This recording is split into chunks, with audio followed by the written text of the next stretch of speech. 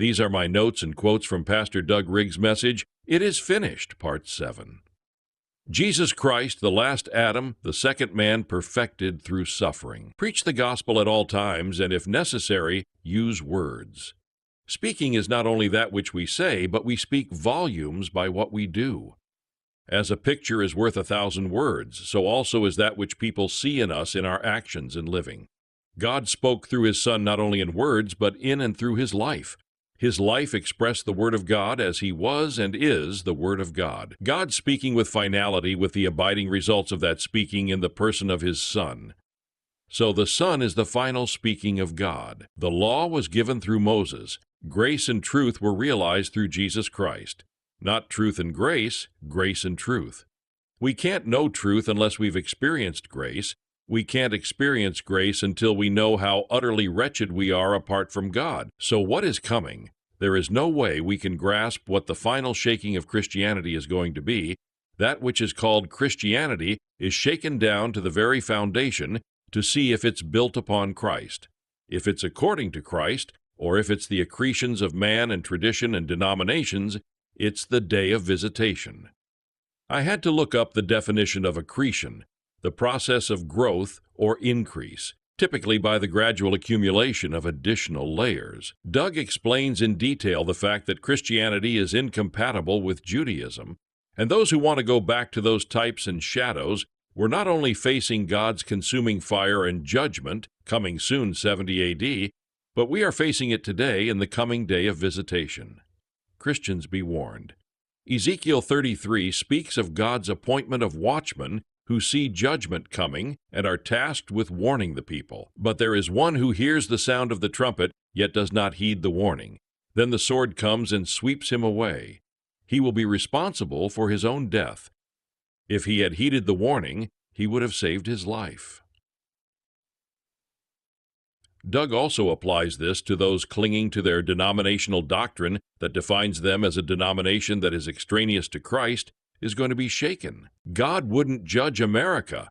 We're friends of the Jews, and we have been a haven to the Jews, but there's this entitlement that Christians in America are something special and separate from that which would represent what God has done in other nations, like China, to purge His people from anything other than that which is according to Christ. Judging from what we are currently seeing on the news, being a friend of Israel seems to be waning. If that continues, and it will seal the doom of America, God will not spare America. Hebrews 12:25 says that judgment that happened then, 70 A.D., is a harbinger of a final global shaking that's going to confront so-called Christianity in preparation for the Lord to come. So, what is the destiny of man? Jesus in His humiliation as Son of Man was crowned with glory and honor in His resurrection. We, in union with Him as the second man, will attain to that same destiny when we one day soon will be crowned with glory and honor. The fact of man's obvious failure is contrasted with the accomplishment of Christ's work, which is the potential fulfillment of man's destiny through humiliation, exaltation, and now the redemption of man. As I'm listening to Doug reading extensively from this theological treatise, I'm hearing how he is so excited in what is presented and how much it was ministering to him in his understanding of the letter to the Hebrews. This may be a real stretch for some of us, especially me, but I'm reminded of the early days under Doug's pastoral teaching. At least I'm getting 5% of what he's teaching. That's better than 0% and no teaching at all.